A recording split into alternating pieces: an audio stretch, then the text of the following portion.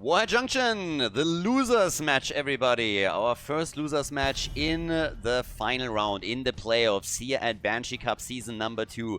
It's another best of 5 series. We're jumping into Warhead as our first map, and the loser of this series is out of the tournament, and to make matters worse, they are the only team out of the top 4 that doesn't get prize money. So, quick reminder, we have in total $2,500 of prize money for the tournament, all thanks to Psychiv.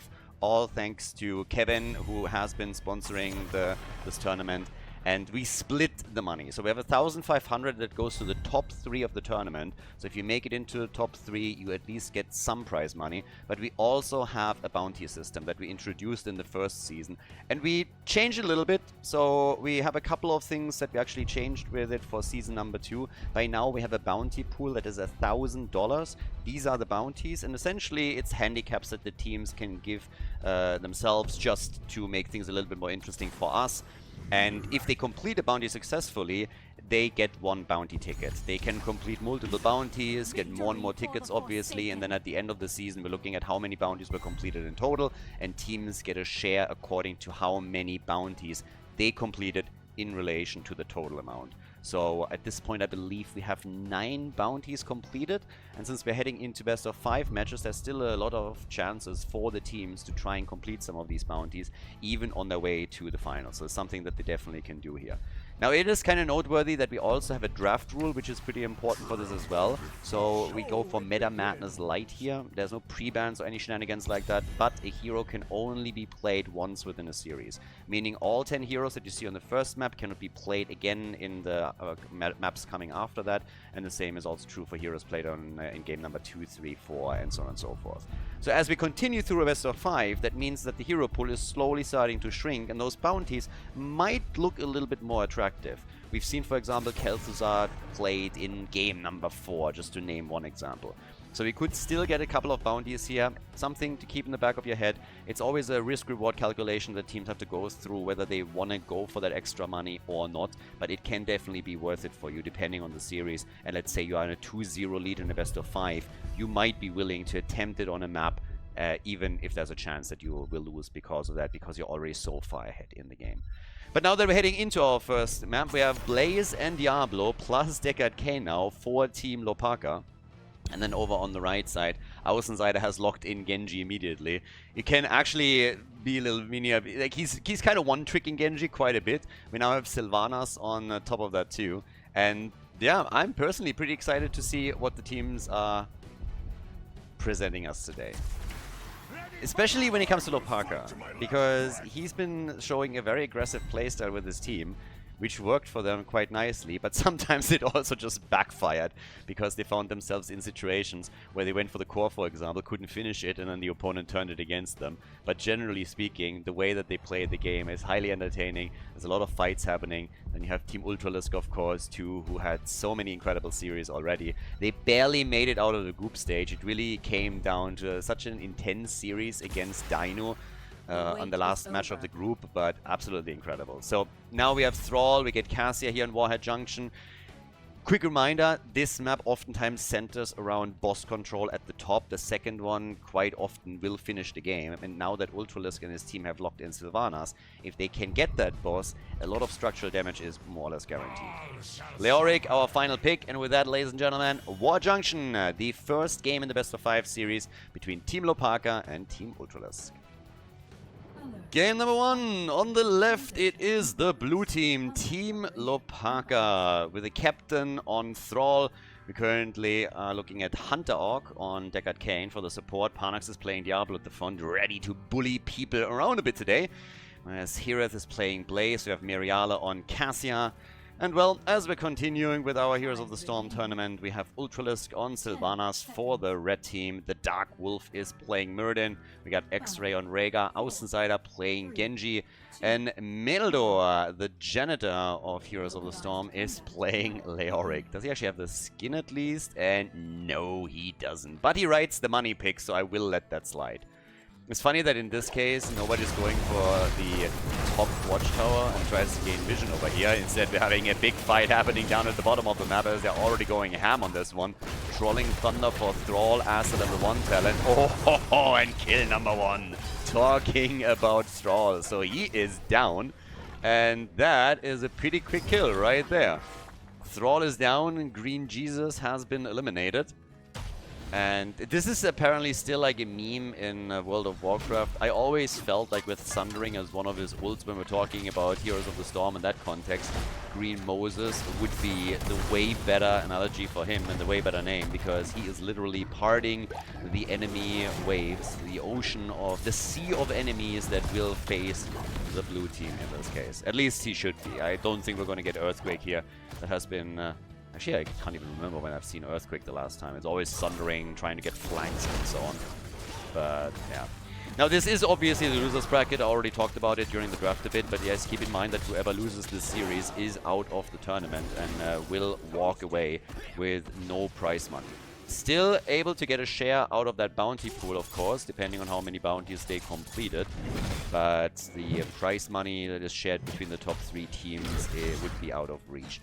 On the other hand, if you are, in this case, winning this series, then you are guaranteed in the top 3. So, there's that. We talked a lot about this map, and once again, I want to stress that once that the boss is up, this thing is going to be highly crucial.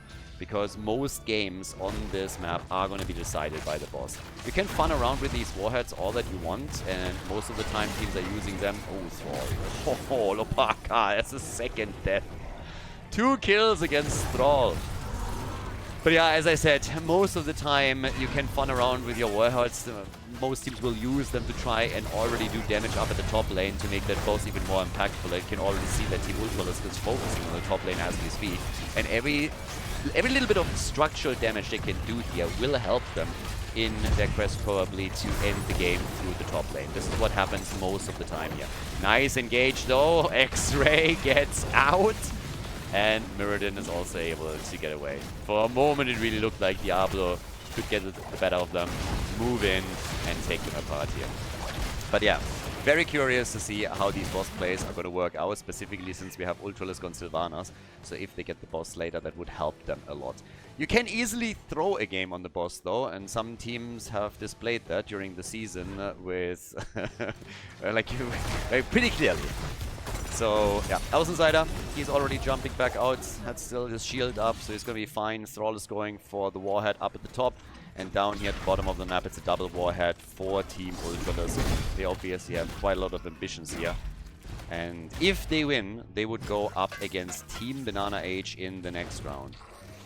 Yeah, first warhead already being dropped, and also timed nicely with the minion wave. This is also one of the things that is kind of important. Here, for example, it failed. So yes, there is still damage done, but the minion wave went through.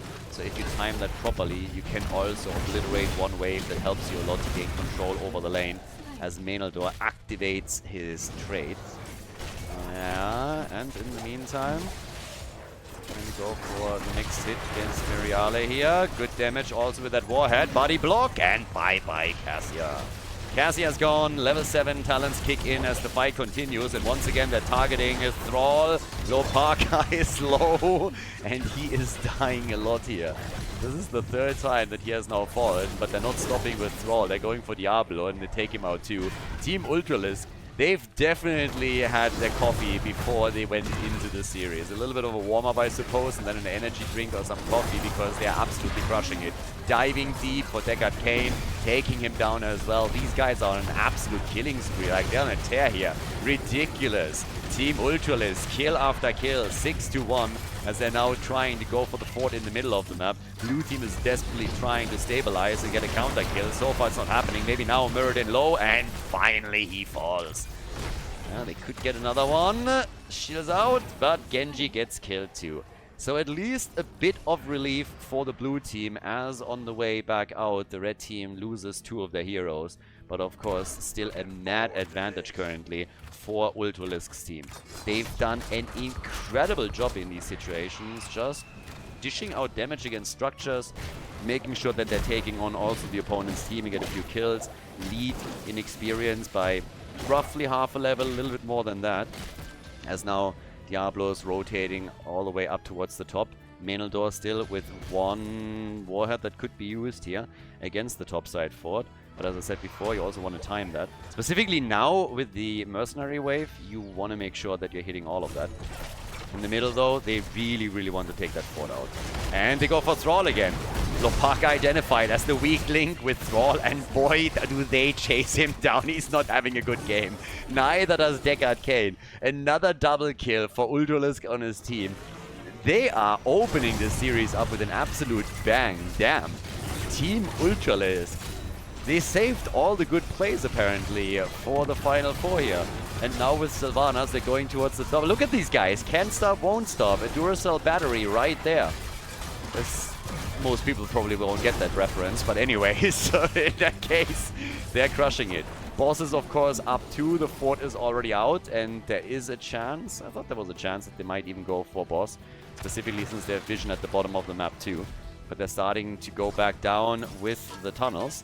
Hoping for Diablo, but blue team started to fall back, so yeah, that was definitely called out.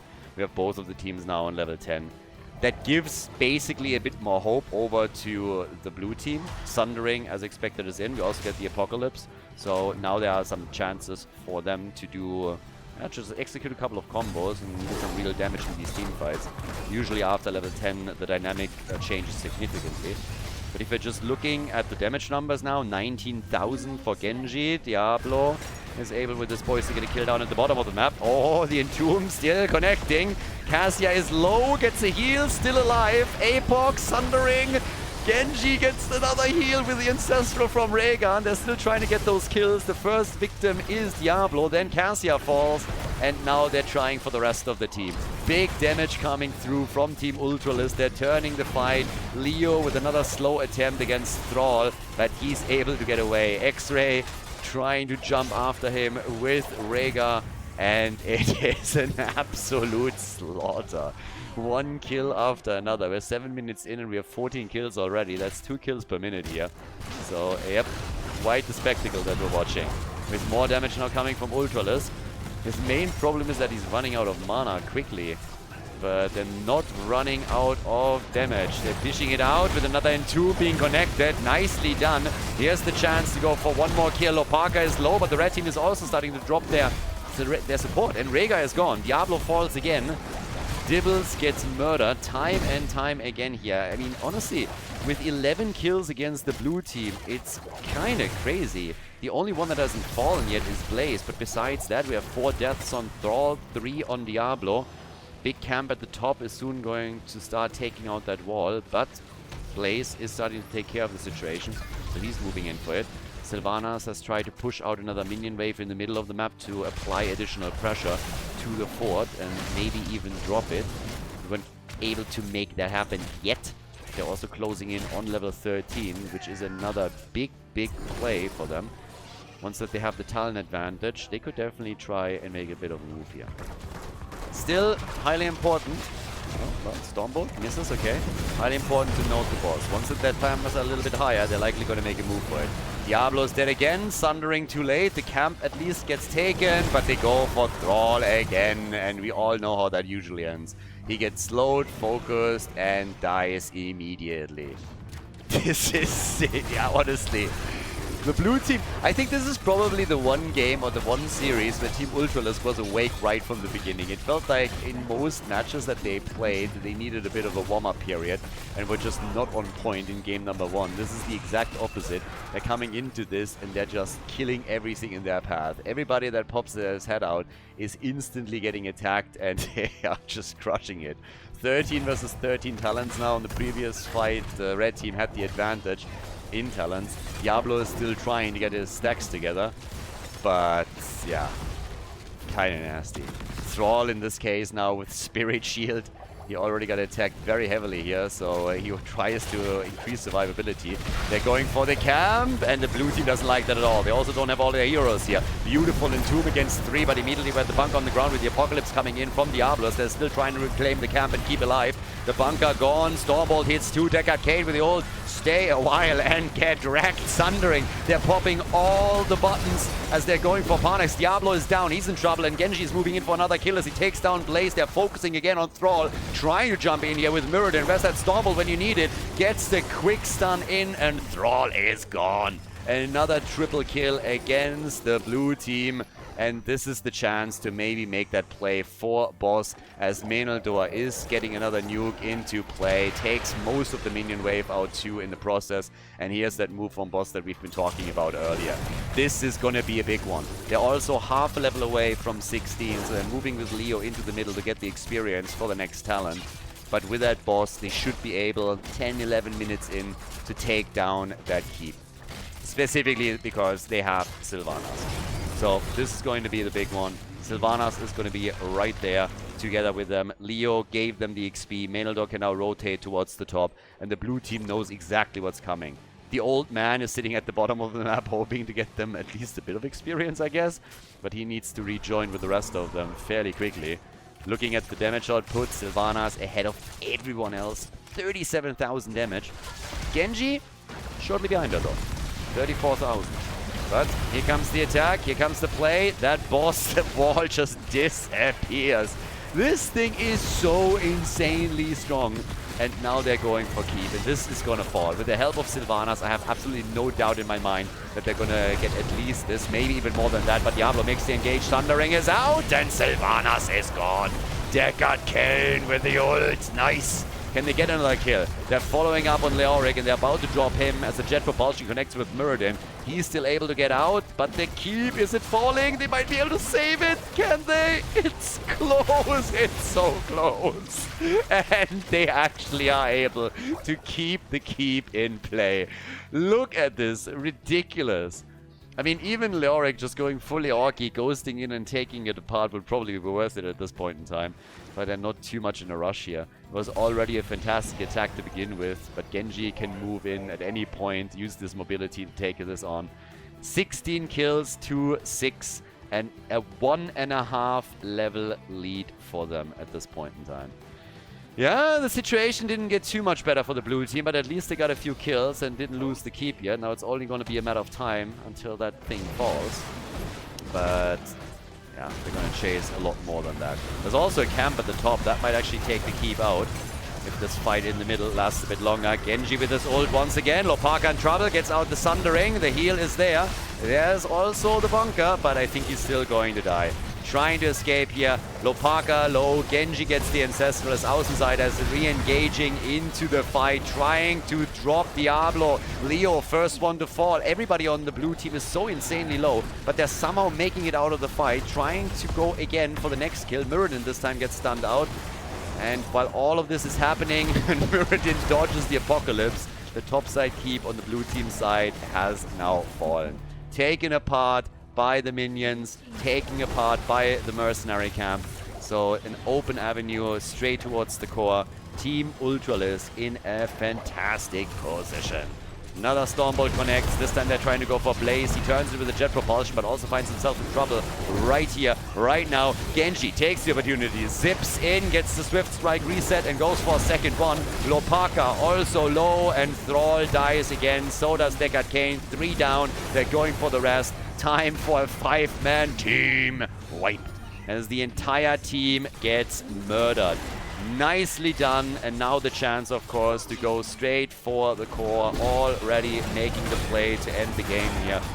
Nicely done, well played, and a 1-0 lead for Team Ultralisk against Team Hlopaka with an incredible performance in game number 1 here on Warhead Junction.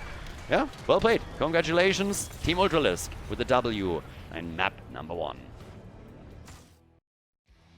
Before we head into game number 2, make sure that you subscribe to the channel if you haven't done it yet so you don't miss out on any future content here on Khaldor TV. Game number 2, we're headed for Infernal Shrines, and Team Ultralisk has opened up the first map with a bit of a bang, I gotta say. Very impressive performance, so might be the map, maybe it was the team composition, or maybe it's just the shape, the form the teams are in right now. But Team Ultralisk with a huge victory on Warhead Junction. So now that we're going into the second map, Team Hlopaka has to step it up quite significantly if they want to turn things around here. Again, they like to be aggressive, but in game number 1, they just ran straight into a wall. Team Ultralisk took him down right from the get-go. Now, to be fair, there were a couple of really key heroes also locked in by Team Ultralisk, and especially when we're talking about Außenseiter, you can tell that there are certain preference heroes that he really likes to play, and Genji is in this case now also removed. So what we're having for Ultralisk and his boys now is first a ban against Maiev by their opponents. So with Ultralisk just being really good on Maiev, they're trying to take her off the board. We could, of course, see Ultralisk's Kerrigan too. I just don't expect that we're going to get to see her here. Also noteworthy that Porky is actually not playing with them today. They have the Dark Wolf here at the front line as their tank. So that might also affect a little bit of the role plays that they have, because with Porky, they sometimes had him as a support, they sometimes had him as a tank. So maybe in that constellation it helps them a bit. X-Ray finds himself therefore on the support side, for now at least. And the blue team comes in with the Hlopaka as their first pick. So we're going immediately into a global and can now see what exactly is gonna happen next. Now, obviously, with the North Americans, in this case Porky, but we had the same situation with Fancy Pants and a couple of others, it is sometimes quite early for them, so it might be that he's just joining a bit later here with the rest of the team, but time will tell. For now, at least, things are looking pretty good for Team Ultralisks, and they're going for a very, very early pick into Medivh. Medivh has also been banned out against Ultralisk a couple of times, but with good portal plays now, Ultralisk could really set them up properly. So, we have a Malfurion. That removes also one of the heroes that is fairly decent against Medivh, in the sense that you have portal control through roots. I could see them also ban Stukov, for example. Stukov and Malfurion are usually the two supports that really come to mind when you're talking about Medivh countering. And I'm not talking hard counter here, but it's really just you want to control portals as best as you can. So whenever a portal pops up and you drop a lurking arm or you drop a root on it, it makes it very difficult for your opponent to go through to either enter or disengage with it. And that can be quite important. So we see that quite a lot, that teams are trying to eliminate those factors. In this case, though, we have Tychus banned out. Another hero that usually shines with his ult on Infernal Shrines, because you can transform into Odin and do your thing there.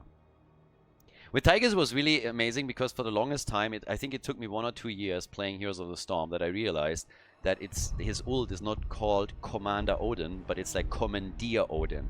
As in, you're commandeering Odin as a tool, and I don't know why that never clicked with me, but I just like glanced over the description and I always thought it was like a completely different meaning. Not that it really makes a difference, it's Odin at the end of the day, and that's what most people call it, but if you really read the talent name, then all of a sudden you're like, hey, this actually means something slightly different than what I thought the entire time. We get Garrosh for Parnax. He's been playing an absolutely amazing Garrosh throughout the tournament so far, so definitely something that Team Ultralisk has to watch out for. Top of that now, for the red team, we have Sonya and Gul'dan. Gul'dan with Horrify, also lots and lots of clear for the Shrine minions, also for the wave. With Sonya, you have your spin to win element and your side laner. That leaves them at the end of the day just with the main tank that they need. And of course, ideally also a main tank that can dish out a bit of damage. Medivh, we always have to watch for the baseline, seeing if he completes it, if you have the cooldown reduction and the damage, the increase of damage output throughout a long fight is pretty significant for Medivh. Brightwing gets used, and we have Hanzo now on the other side. So, yep, arrow from Hanzo, double Overwatch over here. And that leaves us, last but not least, with a pick for the Dark Wolf. Again, we're talking frontliner right now. Jojo has been banned. She would have been a fantastic choice here, but they go for Stitches, and now we have a Kidnap combo. Now we can go full Kidnap combo here with Stitches, Hook, Gorge, Medivh portals, and then even a Horrify for isolation. So this is gonna be really interesting. I haven't seen a good Kidnap combo in a long, long time. Infernal Shrines, ladies and gentlemen, let's go. Map number 2. Game number 2, Team Hlopaka is down 1 map already as we are heading into Infernal Shrines. Hlopaka himself on Hanzo, we have Panax on Garrosh, Hirath on Dehaka, Hunter Orc on Brightwing, and Miriale is playing Junkrat. To the right side of the map, Team Ultralisk playing a Kidnap combo with Medivh and Stitches. Medivh played by Ultralisk himself, and the Dark Wolf on Stitches, going straight into the Patchwork creation as his level 1 talent. Malfurion played by X-Ray. We got Maynildo on the side lane with Sonya. And then on top of that, Außenseiter played by Gul'dan. Now when it comes to portal control, the one hero that we still have to point out, we talked a little bit about Stukov as an option, about Malfurion of course. In this case, with these compositions, it's of course Junkrat that will help them the most here. Junkrat is going to be the one that can always try and set some traps, some mines, and really play around it. And I guess this is exactly what we're going to see from them. Now, of course, a lot of these combos. Oh, careful, Menador. Spin to win, gets the shield, straight to the portal, and is able to get away. Another hook connects with Parnax into the range of the towers for just a second as he moves back out. But very nice. Already a spicy start as the teams are getting hyper aggressive here. I like it. It's actually pretty sweet to see them just go toe-to-toe immediately. So, quite nice. Now, at the bottom of the map, the rotation between the mid and the bot lane is going to continue for quite some time, and we're going to see how the teams are going to play around this, who's taking the initial advantage here. But yeah, with portals, you are always dangerous as a team as long as it is kind of coordinated properly. You can always make some pretty sick moves here. Just come in with a portal, engage, try and steal your opponent's camp away, get that quick kill, or simply help a hero out like Stitches. Portal is already there. Ultralisk, of course, has also all the vision. Stitches doesn't really need it in this case and just walks away from it. It's maybe also important to mention that Außenseiter has gone into Echoed Corruption as his level 1 choice, so we don't get a Fell Flame build, which you can play here as well. He's going to, of course, try and use his AoE very heavily on the shrines later on during the game. A bit of a trap against Sonya. Yeah, but she doesn't fall for it. She sniffs it out pretty early, and that means that she has absolutely no problem dodging the tongue of Hlopaka. He was the biggest threat in this situation. Definitely the one to watch out for there, but so far things are actually going pretty good. So we have level 4 already on the board for the blue team. They need to bring this back now. They need to make sure that they're not going 0-2 after Infernal Shrines. We have the next talent also kicking in for the red team. The idea here, of course, always being that once the objective gets announced, which is going to be the case in 10 seconds, you want to get level 7. You want to get it when you're fighting for the objective. You really want to have it as a tool that you can use for Punisher fight number 1. And yeah, in the middle of the map, the catch attempt on Außenseiter. Portal, not used. Parnax cannot get the kill. And now that the reinforcements are streaming in, he needs to retreat and just let Gul'dan go. But we have level 6 for them already, so they have done a really good job just rotating between the lanes and catching the lane XP here. And this is going to be hard to bridge by their opponents. Team Ultralisk is now getting dangerously close to falling behind in talents. Now the window is not going to be massive, but even a small talent advantage lead for a short period of time can help you and give you the lead, give you the position on the shrine. Shrineman is already getting attacked. Medivh, for just a moment, in some trouble too. He's at 11 stacks now. But they are now taking over on the shrine. Hanzo is still at the top, is dealing with the shaman camp, so they're trying to push through the top lane a bit. As now the Overwatch hero is slowly making his way towards the middle. Hlopaka at the bottom of the map, also trying to go for level 7. Gets them another wave as they're starting to jump in here. Doesn't really take a lot for them to get to the next talent, but they're not there yet. Trying to get the final few minion pieces, and there we go. Talents are kicking in. They have more than a half level lead now, so really comfortable position going into that fight. But can they get those kills that they need here? Is it going to be possible for them? Another attack. Parnax gets the heal from Brightwing. Menaldor is a little bit low, and Sonya makes it out of the fight with the help of Medivh. Gets the portal just in time.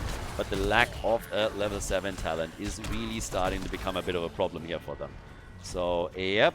Kind of an issue, and it leads to a Punisher for the team in blue. So well played by Team Hlopaka. Game number 2 starting off much better than what happened on the first map. So yeah, they're looking a lot better in this situation now. But can they get things done? Can they actually make the big plays? With Gul'dan gone, it seems like they can. They have a shot at taking a fort out, and this is an arcane Punisher. So those arcane sentries, they hurt, and they hurt a lot.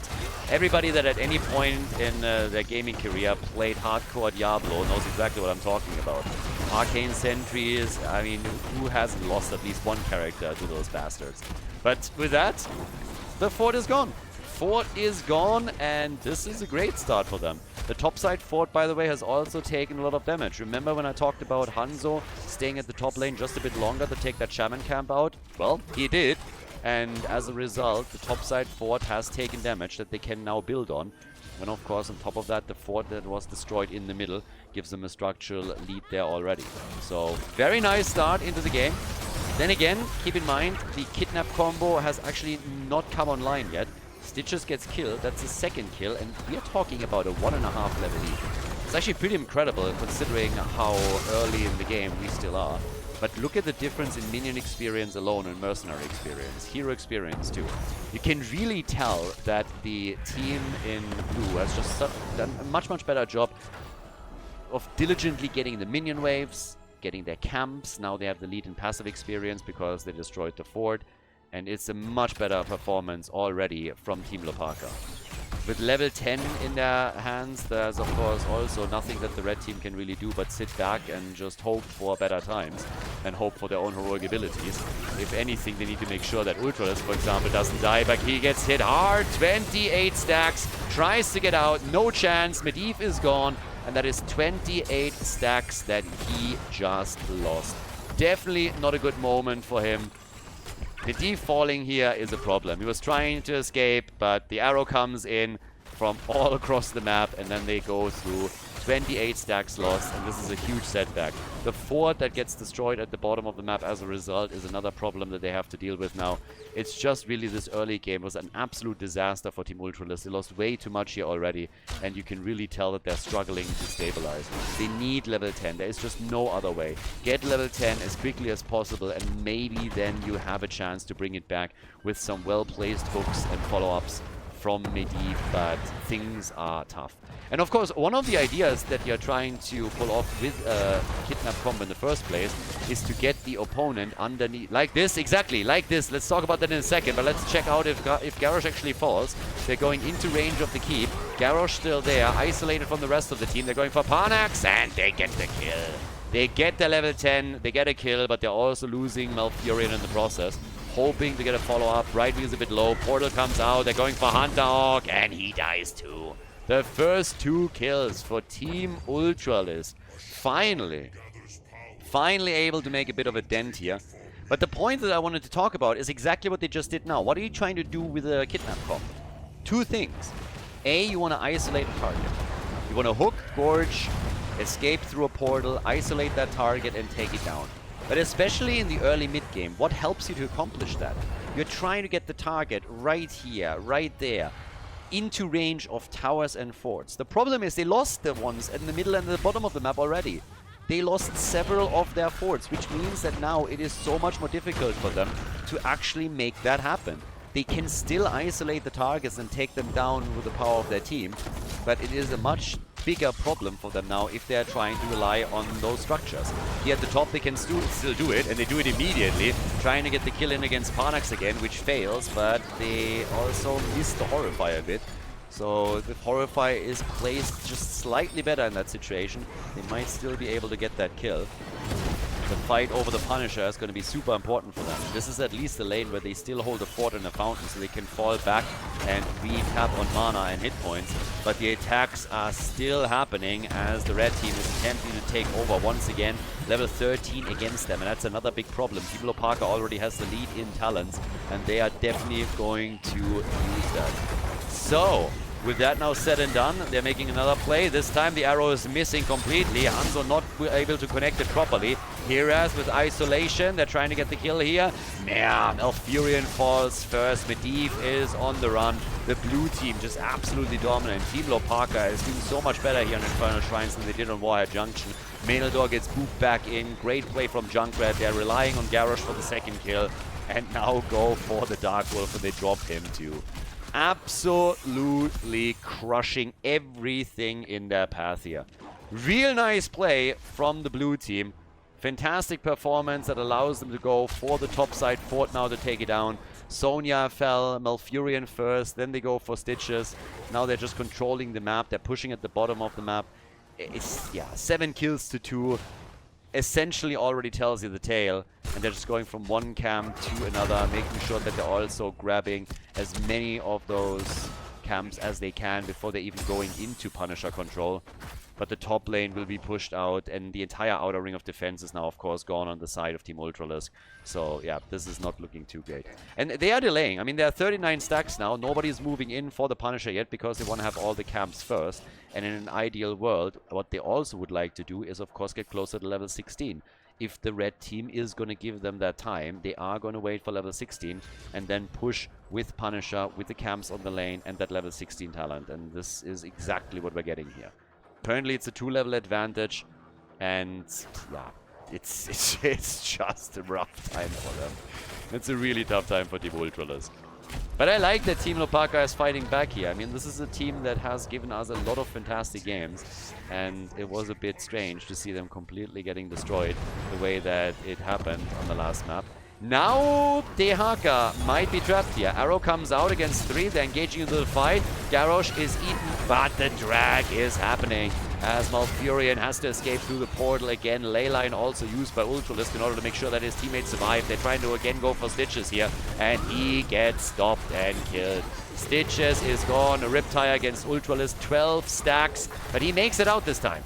He makes it out this time. Dehaka gets thrown over the wall as he's desperately trying to facilitate another kill for the team.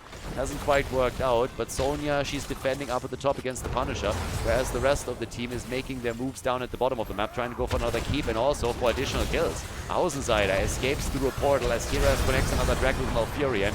Top side, Sonya still doing the best to save this, but Gul'dan gets caught, killed, goes down. They try for the keep, and it is just an absolute pleasure to watch Team Hlopaka destroy everything. Dominant performance by them. They're going through Team Ultralisk like hot butter through cheese, as they are just taking one hero down after another.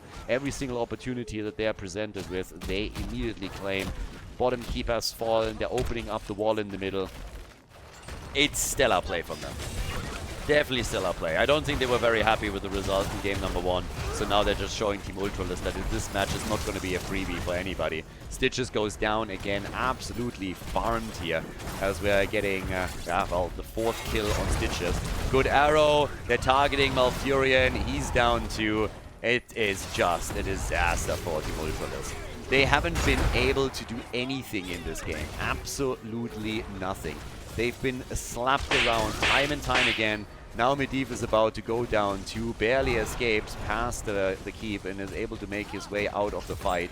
But this is not really a good battle for them by any means. Tough times for Team Ultralisk. This is going to be a tie. Unless the red team now fully ints, they are going to lock this in quite easily. A 3-level advantage, a talent lead that they're holding on top of that too. And they're destroying everything that even pops their head out. It's Zero the Storm Whack-A-Mole.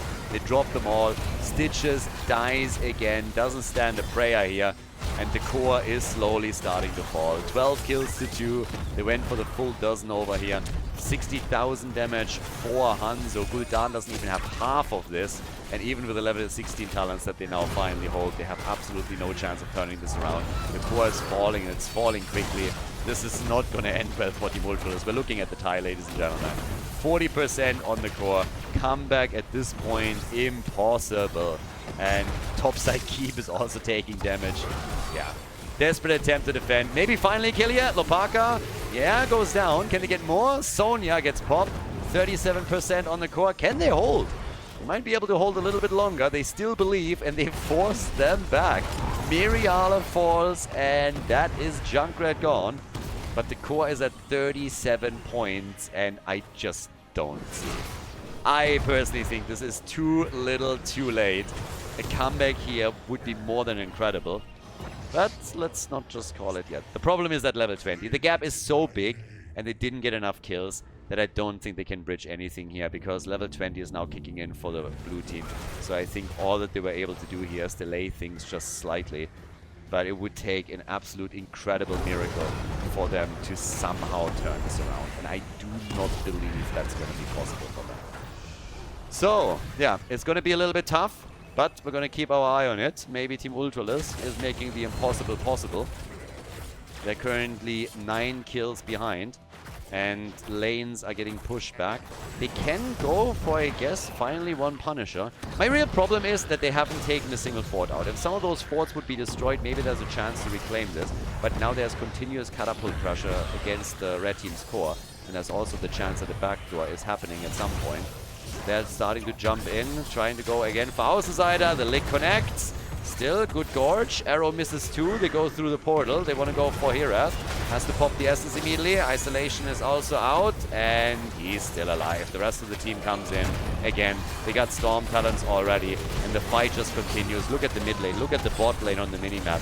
They're losing too much ground here. The core is going to be attacked by catapults any moment now. And this is just not possible anymore.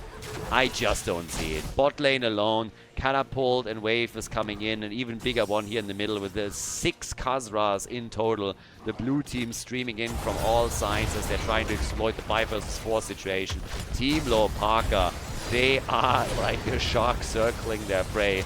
Dark Wolf goes down, Stitches is gone, Menaldor follows, and that is all she wrote. Gul'dan dies again. This is game. No chance anymore. This is it. Nicely done. 1-1 as Team Hlopaka locks in the W on Inferno Shrine. Nicely done and well played. GG.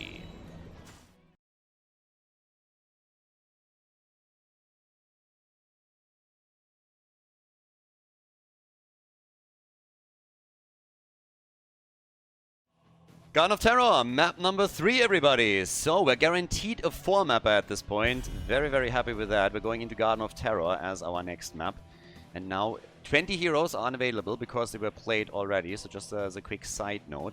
But highly interested what we're getting now. And I also gotta admit, I'm a little bit happy that we saw again Garrosh from Parnax. Because his Garrosh, as I said, is mean. Really nice plays by him, a lot of saves that he had, a lot of really good kill opportunities that he presented his team with that they could follow up on. And unfortunately, the kidnap combat just didn't really work out. But I think a big part of this was also how... I mean, they really fell behind in the early game by more than a level, which normally shouldn't happen. And that was a huge issue. If you lose your forts this early and you can't even use Stitches Gorge with portals to try and get kills past those towers at those forts, then you know you are going to be in trouble as the series continues. And they never really recovered. There was just too much momentum on the side of the blue team, and they couldn't really do anything about it. Maiev gets banned again. I don't think that's going to change a whole lot. Now, of course, with Ultralisk now playing Medivh, it also... I mean, it's not like he has a small hero pool or anything, but there's, for most players, you have a couple of heroes that they're really known for, and they're key heroes for them. And some of them are now gone, which makes Maiev, Kerrigan, and even in this case, Sergeant Hammer, more standout picks for him, potentially. Now, of course, when you're talking about the entirety of his hero pool, especially someone like Ultralisk is highly flexible there and can do a lot with this. But now that we're heading into our third map, we have Hogger banned out as well. Lucio has also gotten the axe here. And that leaves us with a potential first pick for Garden of Terror. That Greymane, for example, not as a first pick, but Greymane is somebody that I really expect to be taken here as well. It's a lot about trying to control the mercenaries and doing the best that you can with mercenary control, pushing pressure on the lanes. And they even first pick him. Okay, I expect the Greymane to be taken, but as a first pick, even the high priority on him now. So, yeah, good choice from Team Hlopaka. Fantastic momentum, of course, after what we just saw in game number 2. Really well done by them. And now Team Ultralisk has to see, okay, how are we going to deal with this? What are going to be our choices? Another one that is out is Sonya. Now, you can obviously also play some of the more... You could play... There's a couple of things that you can really do here that could be pretty... Okay, in this case, they're actually going for a bit of a dive comp. But other stuff that you could have done... We've seen Vikings at some point. If you try to throw a bit of a curveball against your opponent, given the draft rules, you could also go into one of those Samuro plays that we see from Sven every now and then busted out. If you're just looking for some burst damage, that can also help you with clear on those mercenary camps. Jaina comes to mind immediately. If she goes to an ability rotation, you can get most mercenary camps very, very quickly. Rhaegar, when he's available, is a really nice one here too that you can use for the additional lightning shield. And in this case, we're getting Uther and Urel. So, Divine Shield, Greymane, is that what we're looking at? Or are they swapping things around and play some kind of double support with Uther acting as a main tank and throwing Vala into a mix? That's, of course, another one that you could do. you could definitely do that. Uther plus a second support. Uther doubles as the main tank, played by Panax, and then you get Vala on top of it. So, couple of choices that you have. Let's see if Team Ultralisk reacts to that. They are banning Shogal. Another good move, yep. Banning Shogal here, given the situation, probably not a bad one, especially since Team Hlopaka is the one team that is known for playing Shogal. They are the one team in this tournament that were like, what about we play Shogal? And actually they've done it multiple times with Garden of Terror. I explained a bit the level 20 talent choice on Shogal, how it can really help you to trade your Shogal's life for structures, particularly keeps, and then you will still be back up in time thanks to the cooldown reduction on the death timer to defend if your opponent tries for a counter attack. So, not a bad ban by any means. Still would leave the option that I highlighted with potentially playing Vala here. So with the Nubarak engage and Stukov follow up with the Lurking Arm, what is now the idea of Team Ultralisk? Are they going into burst damage? Again, Jaina would be one of the mages that they could play in that case. Or what exactly is the idea for the red team at this point in time? Also, what is Ultralisk going to play? We get Vala and we get Malthael. Alright, some questions already answered. With Ultralisk going to try and tie that draft together. If they wanted to go into a triple frontline, they could also throw Imperius in once again. They've done that a few times. But then they have a triple frontline plus Stukov, Vala probably with auto attacks in that case, but Außenside has been playing a lot of arrow builds, so I think highly likely that Ultralisk wants to also add some damage to the mix. For the blue team, then again, we get Mal'Ganis as the main tank and some global action with Miriala locking in the birdie. So we have Falstad and Greymane for them, with Yrel plus Mal'Ganis, which can be a pretty tricky and tanky comp to go up against. So yeah, even with Malthael there in the mix. So, for Ultralisk, now the big question. What is he going to play? Are we going to see them with more frontline, trying to shield Vala? Is he going to add just another damage dealer that can help them out? Are they going to go for another mage? In this case, well, last but not least, we get Zeratul. Nice. Trying to hunt Falstad. And also some of the squishies on the other side. Garden of Terror, everybody. One team is going to take the lead in the best of 5 series. Who's it going to be? We're going to find out right now on our third map between Team Ultralisk and Team Hlopaka. Game number 3, we are on Garden of Terror, and on the left in blue, Team Hlopaka with Panax on Mal'Ganis. We got Hirath on Yrel, Hunter Org on Uther, Hlopaka on Falstad, and Miriala playing Greymane. Then again, over on the right side, Außenseiter now indeed with Vala, and as already theorized in the draft, is playing an arrow build with her. We have Anubarak played by the Dark Wolf. Ultralisk is playing Zeratul with a Cleave build. And we have Menaldor with Malthael. And then last but not least, X-Ray finds himself on the support again and is currently playing Stukov for the team with a full-on Lurking Arm build, going into the low blow on level 1. And is immediately using it there against Yrel. So, yep, nicely done. Low blow, obviously pretty sweet. And getting that additional slow and the duration there can be quite nice if you are looking to control space even further. So in a choke point like that, you can get massive value out of it. So definitely something where with good positioning, he is going to be pretty good. So yeah, let's see. But yeah, in this case, what we're now getting is, of course, a bit of action up at the top, since Zeratul is going to be the one holding the side lane for a while, and is also going to try and take down Falstad. This is going to be an internal battle between them, trying to just make a move for the birdie whenever. Zeratul is a huge chicken connoisseur. He really, really loves some spicy chicken breast, some chicken wings, so he's going to be looking out for that time and time again. Just make that engage, latch on to Falstad and take him down. Hlopaka is already experiencing that firsthand. The problem is that with Yrel being around, he also has to be hyper careful. Talking about being careful, Mal'Ganis apparently wasn't, so now down at the bottom of the map, the blue team is losing their first hero, and this means that very likely they're also going to lose the camp. They don't have it yet though, it's a 4 versus 3. Now Uther is gone, and this is actually going to be horrible for the blue team. They're losing way too much. Mal'Ganis gone, Uther gone, now they're going for Falstad, Hlopaka gets eliminated, and the camp gets stolen as well. This is an utter disaster. This is basically worst case scenario. They lost Mal'Ganis early as the red team was trying to invade the camp. And then the next thing that happens is they're throwing everything they have on the camp, hoping that they can still hold it and expect that they can rotate the heroes over faster than the opponent. And they were sadly mistaken. The blue team was there with 4 heroes, 3 at a time, and the red team just showed up in force and totally dominated them there. So now it's a level lead that we have as a result, plus the camp applying additional pressure down at the bottom of the map. So, yeah, that's pretty rough. That's a huge problem. Now, if you can fight back and then get those kills, that mitigates some of the issue. But this is tough. There's a big lead this early on for them. Ultralisk is already sitting tight, just hoping for Hlopaka to move a little bit too far out. And Hlopaka is fully aware of this. I mean, Hlopaka is just sitting on the lane. I love that Zeratul moved in, showed himself for a second, and now he's rotating down to the bottom of the map, whereas Falstad is still scared shitless at the top and just does nothing, because he doesn't know where Zeratul is. And this early on, without any support on the lane, there's nothing that he can do. Now that Zeratul appeared down at the bottom of the map, Falstad immediately moves onto the lane and is now starting to chip in and contribute. So these little plays that you can see here are actually highly important. Those are some really nice moves that are being made. Khaldor is now down, but Zeratul really just like trying to scare Falstad and then rotating away from him, and Falstad never really knows, hey, is he still here? What's happening? Am I safe? Can I move? Can I make some plays?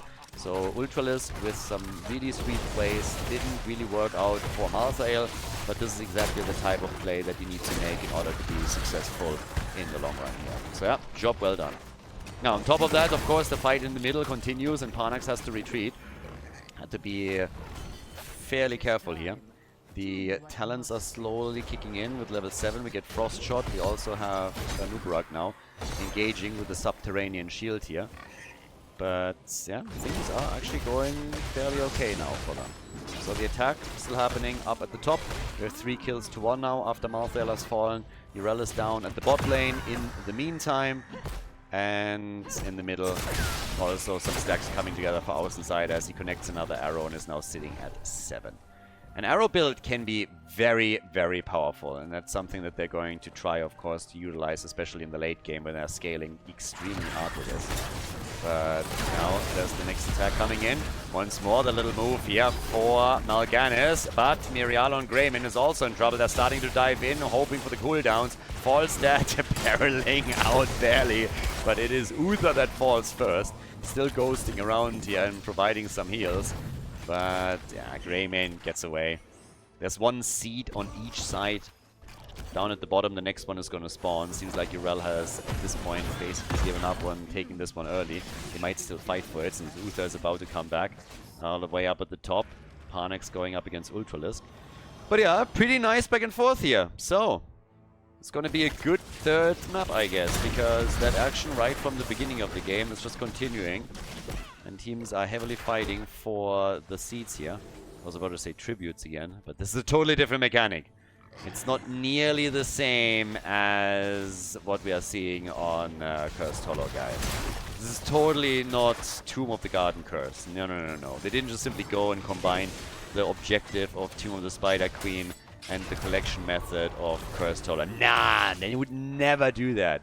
Blizzard has only original ideas. They don't have maps, they have battlegrounds. We don't have kills, we have takedowns. So yeah, stay original, stay spicy.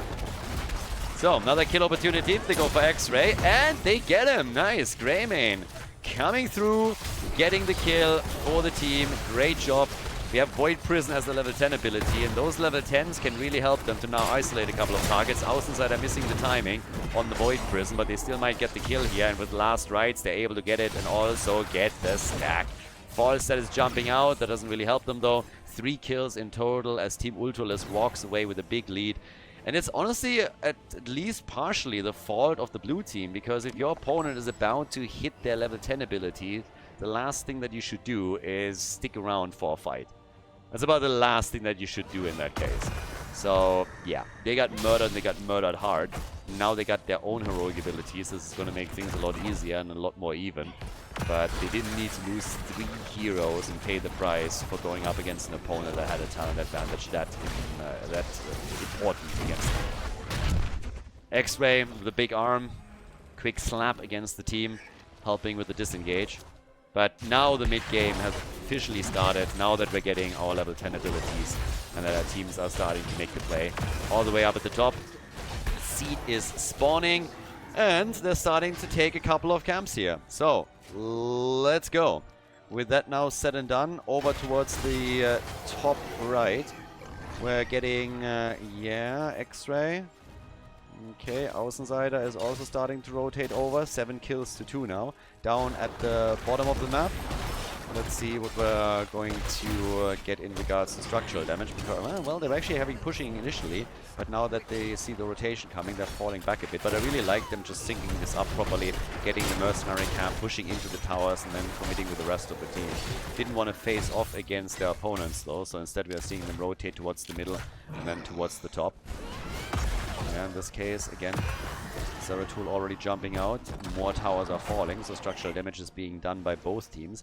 And we have small traps that are being set up as well with these little bush plays that are happening. Still a bit of aggression over here as the Dark Wolf is now spawning his beetles.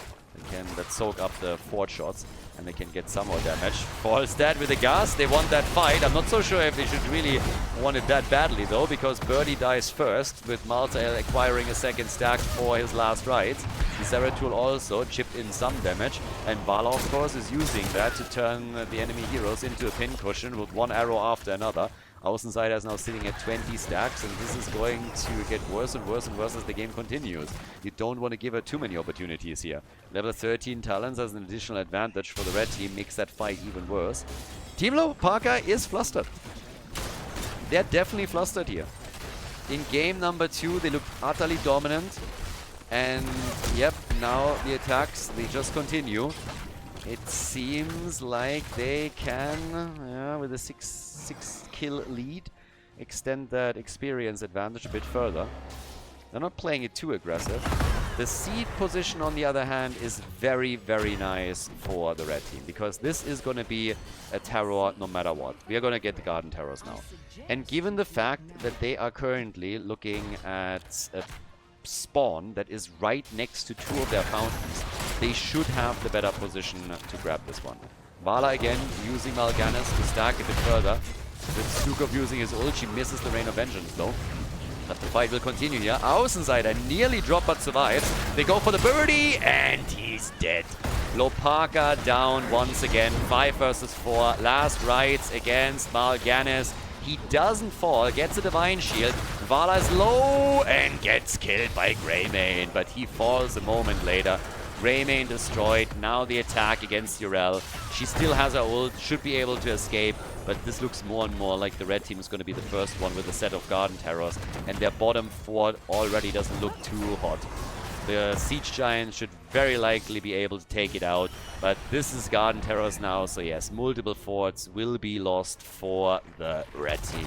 Starting with the one at the bottom of the map, so yep, this one goes down. And this is going to be big. Middle of the map, they're going for another attack. They're trying to take the next one out here, so the play already being made for the top and now for the mid lane, as the bottom is pushed with Siege Giants, and of course on top of that also the Garden Terror that's just moving in.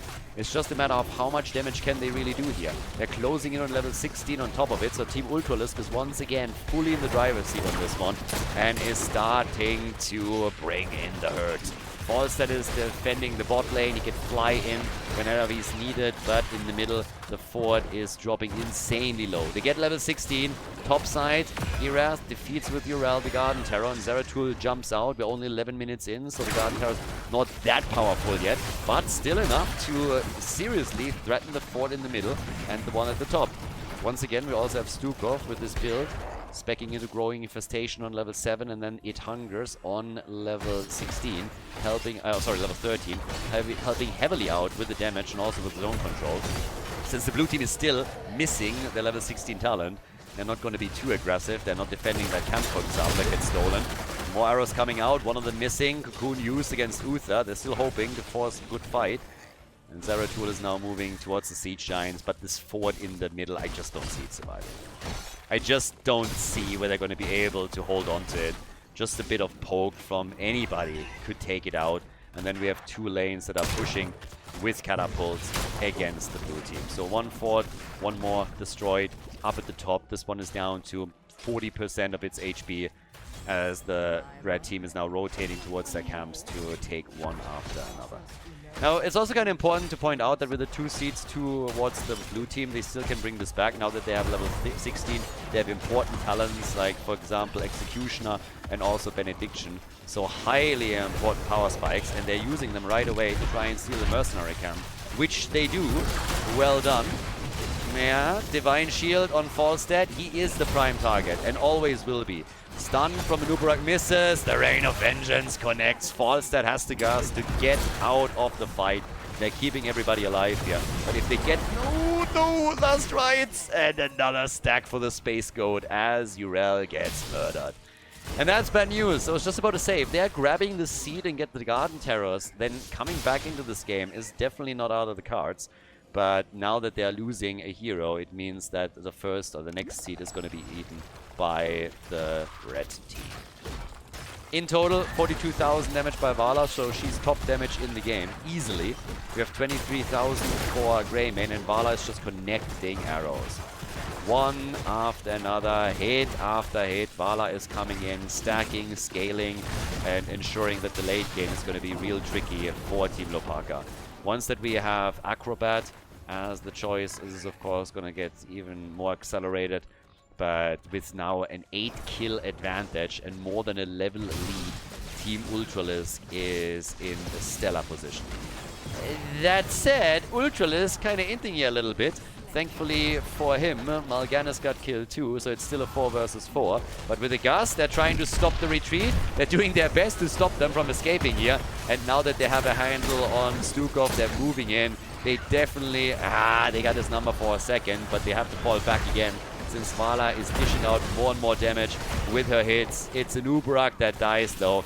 Vala's still alive with the 35 stacks. And they lose Stukov as Urel re-engages. Außenseiter still trying to make the best out of these situations. But now we have a seed at the bottom of the map that can be gathered up, and that would be Garden Terrors in favor of the blue team if they claim them. They're not giving up.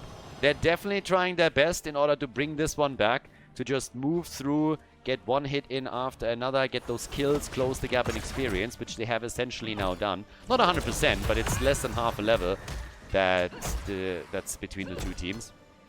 And now they're getting the seed with the Garden Terrors, which means that some forts should fall for sure.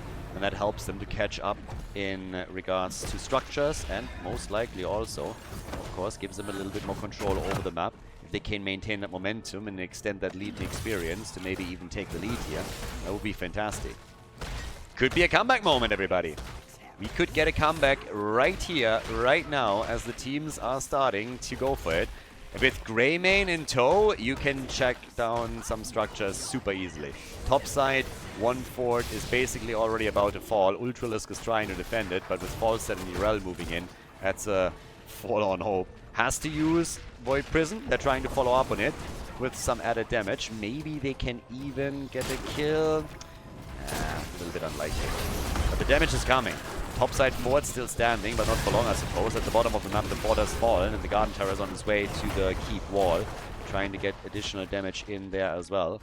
And now that they had to retreat, the blue team moves in, goes to the top, takes the fort out. That leaves only the one in the middle. At the bottom, even the wall has taken some damage. Nothing of significance, honestly.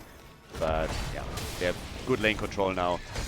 And this is exactly the kind of plays that you're expecting here. So, blue team, they know that if they lose this series, they are out of the tournament and they don't even get any prize money. So, they want to ensure that they are not losing out on this one by any means. Fight back, do the best that you can. One attack after another, play after play, never give up, never surrender. And that is exactly what they're currently doing here. Level 20 has kicked in for Team Ultralisk, but as I said, the gap has been closed significantly by the blue team, and Team Hlopaka has still all the chances in the world to turn this game around. They pick up their own level 20, so now we have Storm talents for them, and that means it's party time. We get Vala with Acrobat. Again, huge talent for her, given the arrow build that she is utilizing in this game. And then on top of that, with 38 stacks to her name, we get Falstad, not with Epic Mount, but with Wind Tunnel. So upgrading his level 10 ability. Hunter's Blunderbuss for Greymane. And everybody is looking for chances to get a few more kills. With Stukov still holding back his level 20. Malthael has already specced into No One Can Stop Death. They're pushing through the top, trying to open up the keep wall a little bit. Damage output, as highlighted earlier, for Vala at 56,000. So she's still maintaining her #1 spot in the game. With Greymane coming in a distant second, only 31,000 for him. They only have half the kills too, of course. Another seed is spawning, and teams are both kind of far away from getting another set of Garden Terrors, but of course, if the red team claims this seed, the next one could potentially give them the objective. So you still want to fight for it. You don't want to YOLO in too hard and risk too much, but if you get a chance, then fighting for it is definitely still worth it here from the perspective of Team Hlopaka. It's a nail biter. It really is. Like, who's taking the lead in the best of 5 now? Already, poke is happening. Außenseiter again can unleash a whole barrage of arrows now. Hlopaka is looking for a good gust angle.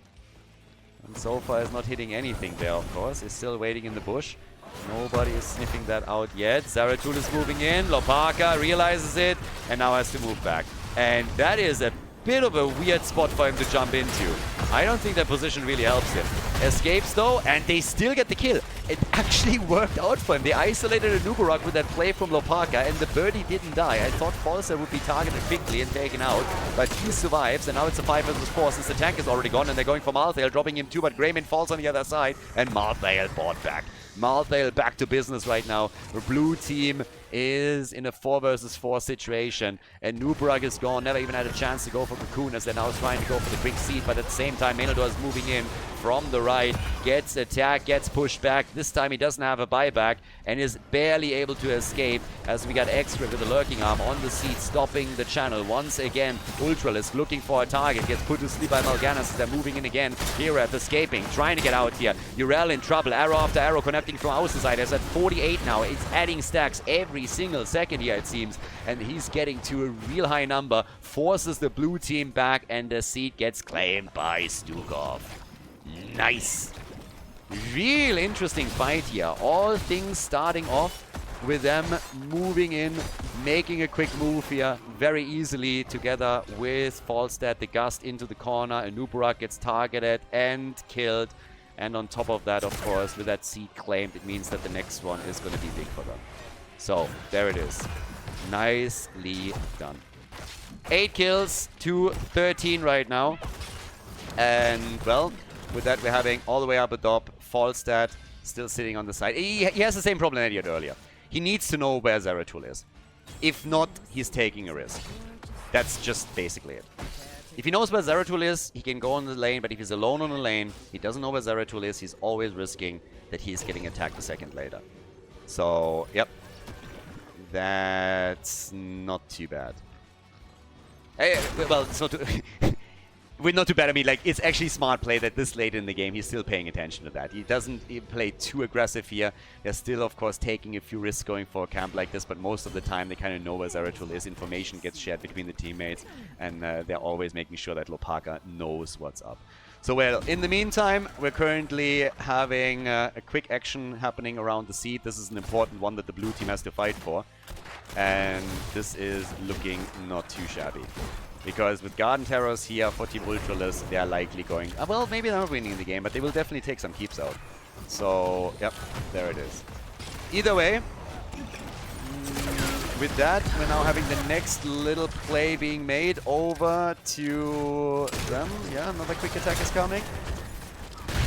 Alright. And, well, let's go. There's the next attack in. Vala again getting the stacks in. We got 80,000 damage now for her. 52 stacks. And off we go. So, Gust into the corner. Hirath at this point gets isolated. Has his ult still. We'll have to use it in a moment. And Nubarak goes down. Nicely done. And here comes the next attack. So, nicely done with the ult on Parnax. He goes down. Quick kill right there. And, well, that's that. 14 to 9 kills. Off we go. Divine Shield used on Greymane. Khaldor gets targeted, he drops again, and the blue team is bringing this back. Nicely done. 10 kills to 15, 25 in total. They're trying to get the kill at least against Falstad, but Zeratul is zipping back out. And with that, we're now having Garden Terrors for the red team. They were able to make it happen. Well played. Nicely done. And with that, of course, fantastic situation for the red team to finally get some action in here for those keeps. There's still one fort standing in the middle. Besides that, it was pretty much the same. The damage output from Vala highly escalated throughout the last match, or the last fight as well, given the fact that she's now stacking with Acrobat as well, has way more damage output against a single target. So they are doing exceptionally well here with a push through the middle. Hlopaka's team made an incredible comeback happen for quite a long time. But that last fight was an issue. And of course, with that third seed, this is now the second set of Garden Terrors, 40 Ultralisk, 2 objectives to their name. The defense is coming in. Urel still not here yet. And with that, we go. Down at the bottom of the map, another quick attack is happening. Still not a single keep destroyed, by the way, even with the Garden Terrors. Team Ultralisk is not getting a single keep with this. Not even one. That's actually pretty nasty. A full objective 23 minutes into the game. Forster gets killed. That's big. That helps them. But they haven't taken a keep out yet. The defense is strong for Team Hlopaka. Blue team is really trying to claw their way back into this, despite everything that happened on the map. So huge resilience from them. Very nicely done. And with that, here comes the attack for at least the top side keep, but even that, it seems like they can hold on to it. They need to take that catapult down quickly because it's really dishing out serious damages late in the game, and they did, but damn, that is quite the defense here. That is insanely impressive. So, off we go. 10 kills to 16. Well done, last right. Divine Shield denying the kill. 5 stacks already for Malthael's ult, by the way, so a serious cooldown reduction of 25 seconds. And Anubarak died again. Anubarak has now died 4 times. They're targeting him whenever they can.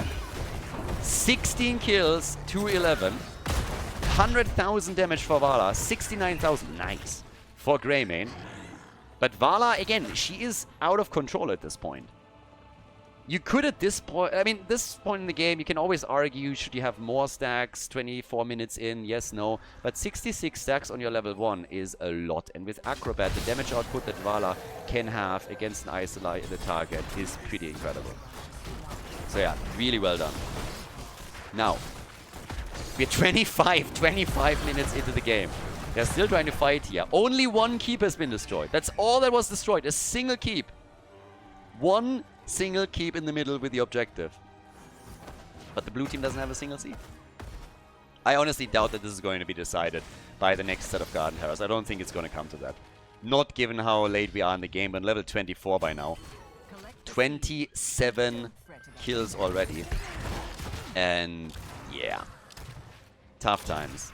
Tough times for Team Hlopaka. They are the ones that are, especially in the mid lane, in trouble because they haven't taken the mid lane fort out. So every lane is going to spawn a catapult for the red team, and there is no counter pressure. That's where Siege Giants come in handy. Siege Giants in this case really come in handy on this.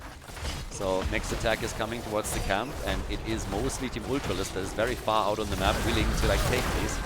Here's Cocoon from Anubarak. They take the camp, they got the aura, and they get the kill. Nice. Good stacks, good kill. Vala just continues. Gust into the corner. They're trying to escape here, trying to get away and get Mal'Ganis back into the picture. Urel has actually moved into the middle now and has taken the fort down to relieve some of the pressure that they've been experiencing the entire time. So far, so good. The problem is that in return, there's likely a keep falling at the bottom of the map. 17 kills to 11, 28 in total. The action still coming at the keep is getting attacked. And there's the chance, maybe even to go for core. It's a 4 versus 5. Team Ultralisk, they think they have a chance here. They want to go for the core. They have a double camp that is pushing for it. defense is so far okay, but Hlopaka is low as to go back to the Nexus. Survives, good for him. The core has already lost his shield. Situation is starting to become a little bit dire for them. Can they somehow make that happen? Can they make it work? Greymane is gone. Greymane gone, but so is Malthael. Kill for a kill at this point. They're trying once again. Who's the next one to fall? 70% on the core. At this point, you really gotta dig deep if you still want to be able to defend this. And this is exactly what they're trying to accomplish. Once again, they're going for Urel. Here there's alive, and here comes the wind tunnel, pushing them back. The Dark Wolf in trouble, gets attacked, gets pushed into a corner, and gets killed. And Ubarak is down. The game continues, and the keep at the top is likely gonna fall. They took out the keep at the bottom of the map, went for the core, but then at the same time, they get attacked, they get dropped, 18 kills to 13. What is this map? And they're pausing the game. Are you kidding me? The tactical pause from Hunter Orc. We are 27 minutes into the game, and he's pausing. I have no idea if somebody dropped here or what the problem is. Maybe his mom is just yelling that he needs to come down for dinner. I have absolutely no idea. Could be also some lag problems. Whatever it is, they fixed it. But that timing was definitely suspicious. So, with this, we are 31 kills now. 25 is on the board. We're 27, 28 minutes in, and they're making another move for the next seed. With the Nubra gone and Greymane back in 10 seconds, there's a big opportunity to get another seed for themselves. And honestly, once that they grab this one, if they now take this, this would actually be pretty sexy, because this is 2 seeds to 0. And you know, maybe earlier I was wrong. Maybe we're getting another wave of Garden Terrors. There's definitely a chance that that happens. Can they make that work? They're gonna try. 75 stacks for Vala, just saying. Vala is on 75 stacks. She's at 120,000 damage by now. This game is getting a bit bananas here. This game is honestly getting bonkers. Game 3. Who takes the lead? Who's it gonna be? Who's gonna be the team that takes the lead in the best of 5 again? 5 deaths on Ubarak.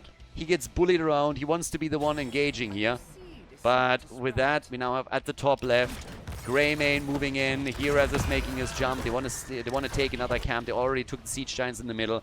The more pressure they have against the top lane, the better. These catapults, they could be what wins them the game. They've lost 2 keeps already, so they have to guard 2 lanes. But the red team cannot lose track of the top lane. And there's only one team that has a global. Keep that in mind. Only one team that has a global hero. Falstad can always try and defend. And oh, they want to go for the seed now. Top lane pressure. They go for the seed. Garden Terrors here would be wild for them. That would be quite the comeback. But for now, we got the move from the red team. They want to engage. They want to get that quick kill. Vala with all that damage. Imagine them losing this game now.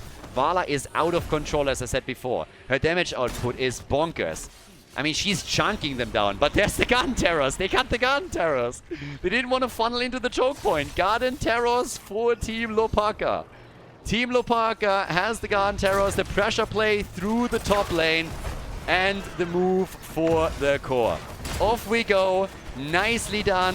There's the chance to go for the core. That's exactly what they're trying. They're trying to win the game right here, right now. The core has already lost his shield. Shield is gone. That's the chance that they have right here, right now, and they win it. They take it. Team Hlopaka turns it around. Vala is on 78 stacks, but Team Hlopaka wins it and takes the lead. GG.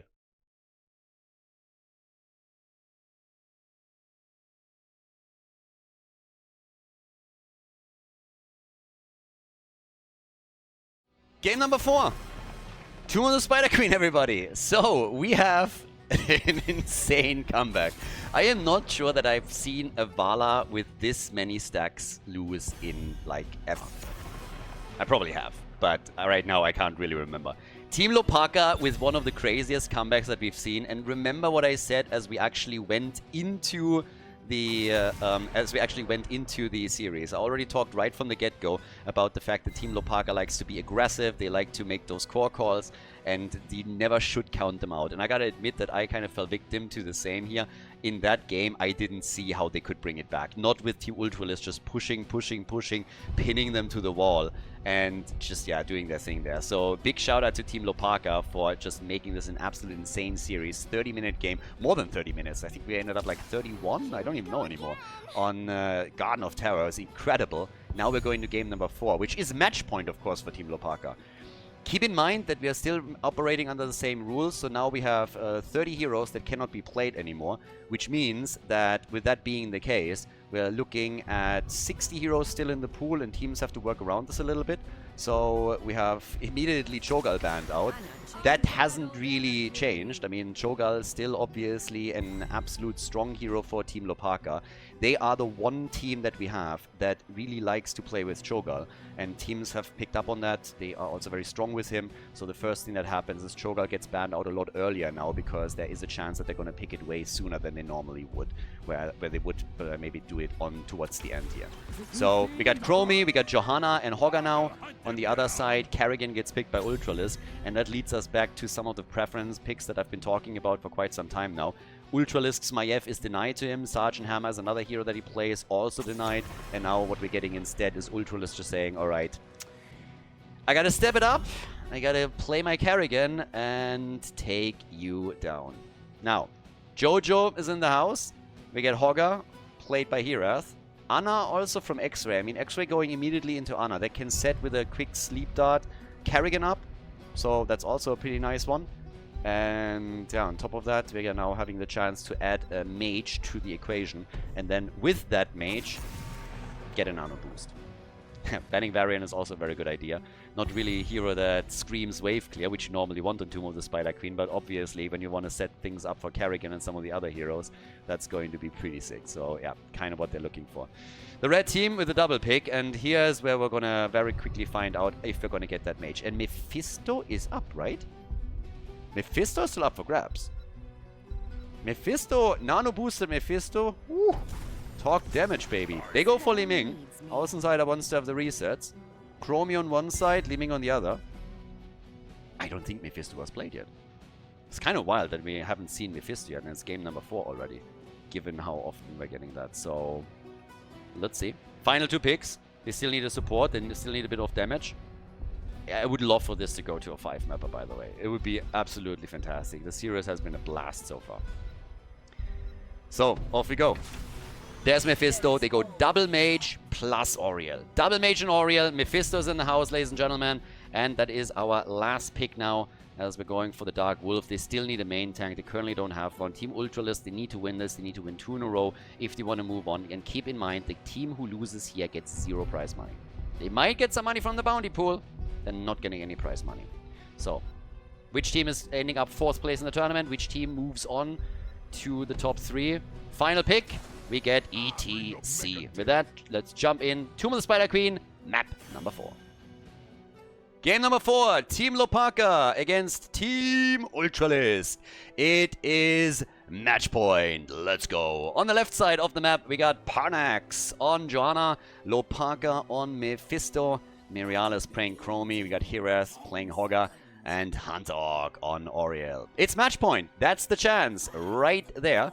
Over on the right side, we got Team Ultralisk with X-Ray on Anna, Außenseiter on Li Ming. He's going to be a very happy recipient of that nano boost. Ultralisk with Kerrigan, of course. All eyes on him. And we got the Dark Wolf on ETC and Menaldor coming in with Rexa. This is a pretty important one. I mean, honestly, this one is mega important right here, right now, because at the end of the day, it's the big question whether or not they're going to gain number 5, or if Team Hlopaka is able to now move on into the top 3 and take down Team Ultralisk. Already Hogger in some trouble. Oh, but it's Kerrigan! No! First it looked like the captain of the blue team might fall, and then they turned it on Ultralisk. Misha is also dead. Unbearable situation. Kerrigan died, and then afterwards they went for her. They try for X-Ray, and he's able to get out. Look at Granny here. Yeah, she is a lot faster on her feet than many people think, so Granny escapes and was able to make it out of that fight. Good for her. But Team Hlopaka, right from the start of the game, once again aggressive. I'm still having trouble, by the way, getting over the fact that they won Garden of Terror. Once that we had the second objective, the second set of Garden Terrors for Team Ultralisk, I seriously thought, alright, this is where it's likely gonna end. I thought, well, maybe they can defend the core, but I expected multiple keeps to fall. And that didn't really happen. We had some of them destroyed, but it's just incredible to me that they brought this back. So a huge comeback. And it feels like it's always Team Hlopaka that makes this work. This is how the Church of Khaldor was founded. This is how KOK was founded, how we discovered it. And it was the match between Masquerade and Hlopaka on Battlefield of Eternity. They had zero rights bringing it back, and they just did. Because it's who they are, apparently. Now a kill against at least Oriel. So a counter kill from Team Ultralisk. They're not just going to roll over and give up their position and the chance to move into the top 3 now. The chance to unlock that 5th game. But what a tournament today. Like, what a series, honestly. Ah, beautiful. Nice connect with Carrigan. And he dies. Nice, well done. It was pretty clutch and he nearly escaped, but he didn't make it. And now another great sleep dart followed up by a stun and the combo. Yeah, this is the nasty situation that the blue team finds themselves in. Ana sets up the first sleep. Then we have Misha with the stun, Carrigan with the stun. You can really unlock a CC chain that is making it incredibly difficult for anyone to escape. And Oriel, of course, can also help out so much. She's going to try and whip everyone away as much as she can. But, yeah. And Huntorg is a pretty good Oriel player. I always have the theory that Oriel players either have a fetish and their own private sex dungeon where they just practice whips all day, every day, or they are secret archaeologists and they have a head somewhere. In the case of Huntorg, I mean, it's your best guess. I've never seen him with, I've never heard him talk about Indiana Jones or seen him with a head, so, I mean, what could it be? Either way, the man knows how to hit his whips, so there's a lot of practice that has gone into that, obviously. So my man's doing well here. Is it going to be enough, though, to prevent those CC chains from hitting and enough to keep his allies alive? That's the big question now. Level 4, we get Hunter-Gatherer for Rexa, the man in the mask. Oh, it got burned. Yeah, more or less. Every single time I talk about Rexa and I just look at him, I have to talk about a very infamous line that we have in some high-quality German movies. Like, very, very high quality, and people of my generation, I mean most that jumped on the early meme train, probably know the dialect. Know the dialogue, but it's always the same question. Warum hast du eine Maske auf? Tschö. Ja, dann blas mir doch ein. And the most important question, warum liegt hier Stroh in der Ecke? Okay, so... Rexa, the man with the mask, always a little bit suspicious, especially in that context. In the middle of the map, the attacks, they keep on coming, and this time they're going for Außenseiter. Li Ning has to be careful, but she's not the only one. Ana also just trying to rush away here. Barely escaping, by the way. And yeah, off we go. The guys, they are really at each other's throat. I mean, look at these skirmishes that we have here. Everybody's just moving in, trying to make their moves. It is just one attack after another. It's kind of nasty. At this point, yeah, it's getting... Oh, X-Ray! Yes, there it is. There's the kill right there. Okay, that's 3 kills now, and they get a 4th. Nice. Big, big plays. Huge move. That is a huge opportunity now. Look at these kills. Ana dying first, then they go for Carrigan, and it's really just a double mage play that pokes them down from afar, allows them to go into the middle and now take the fort out. And this is happening before they get the Web Weavers. This is actually before they get the Web Weavers here. So, yeah, big stuff. Level advantage, 5 kills to 3. And, yep, that is looking super strong now for them. With level 10, which they should be able to put up with this is going to be the big play for a second fort. And, yeah, with level 10 abilities, they should be able to pull that off. So, huge opportunity right now for the team in blue to get massive amount of momentum. That fight was so important. It was an endless skirmish between the two teams, always poking, prodding, looking for kill opportunities. Talking about kills, good Aegis to dodge out, and the follow-up. That's the problem when you go up against an opponent that runs heroic abilities over you. You're just gonna be in trouble. So, hits are coming. 10 to 8. We have 6 kills to 2, and yep, that is fort number 2 that gets destroyed, and the one at the bottom of the map is also taking damage. They're looking good. This is actually going real well for Team Hlopaka. If they can maintain that level of snowballing, they should be able to make it to the next round of the tournament here. Fantastic performance. Hit after hit is coming. They're going through the wall at the top already, like hot butter through cheese. 6 minutes into the game, trying to make a play for the keep here.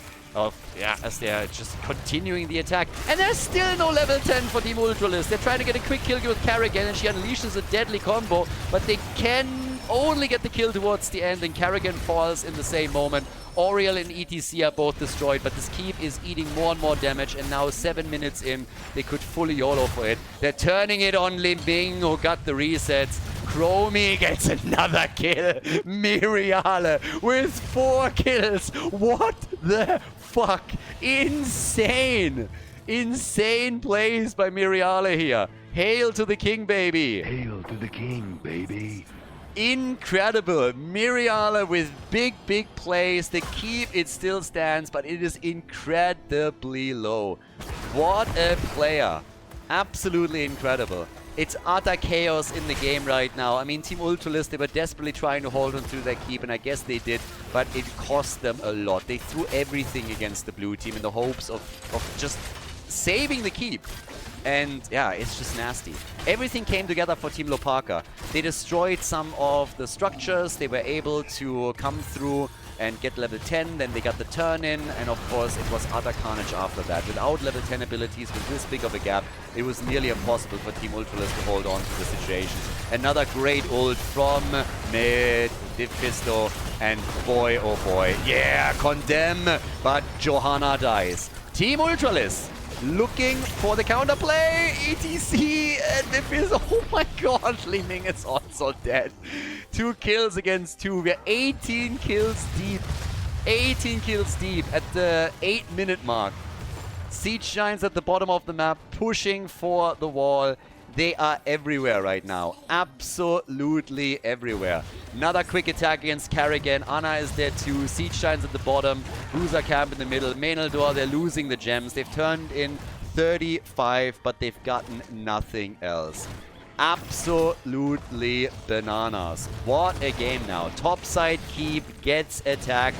They make another play here, and this time they get it. The keep is down, and they are on their way to a potential victory. They hold enough gems for another turn-in as well. With all those heroes dying on the side of Team Ultralisk, one of the big problems, obviously, is the fact that they just weren't able to get a turn-in so far. And it's just crazy. What an amount of momentum. And they're playing this double mage combo beautifully. Always the control with Mephisto and his ult. The follow-up from Chromie. ETC is dead. Li Ming disappears once again. We got 35,000 damage by Chromie, 31,000 by Hogger. And just look at the top damage dealer all on the side of the red team. It's Li Ming with the measly 23k. They are nothing there. Anna gets farmed, she gets destroyed. Death timers are obviously low since we're super early in the game still. We haven't even surpassed the 10-minute mark yet, and they're already pushing for the second keep. The only reason why they didn't go for core yet is because they're fully aware that with the death timers this low, there's always the chance that they're losing ground. But now, with the keep in the mid lane destroyed, they want more. They're still poking. They have level 16 talents. The talent advantage 3 levels ahead. Karrigan with the Chrysalis, but she's only denying the inevitable from the looks of it. Making a play for Heres. Good move by Oriel with Aegis. Yeah, ults being used by Menaldor here. They actually all got out, so Karrigan survived. But they're still making their moves, and Karrigan is getting destroyed. They go for another big hit. ETC with a mosh pit. It's not enough. Insane fight. 3 kills by Johanna alone. Coming in with the Blessed Shield, with her Condemn, and it's an utter disaster. 5-man team wipe. And a big 3-1 victory for Team Hlopaka as they move on to the next round. Team Ultralisk gets dropped from the tournament. They come in 4th place. What a performance from the blue team. GG, well played. What a series.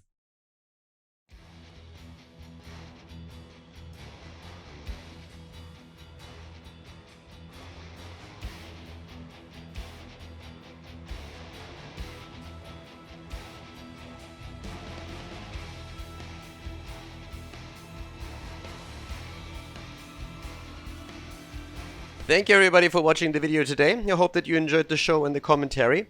And keep in mind that the spoiler protection that is going to run for the rest of the video is made possible by all the support on patreon.com.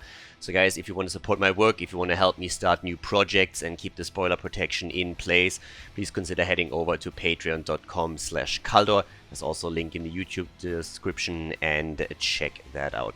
Thanks in advance and see you guys next time with more esports coverage here on Khaldor TV. Have a great day.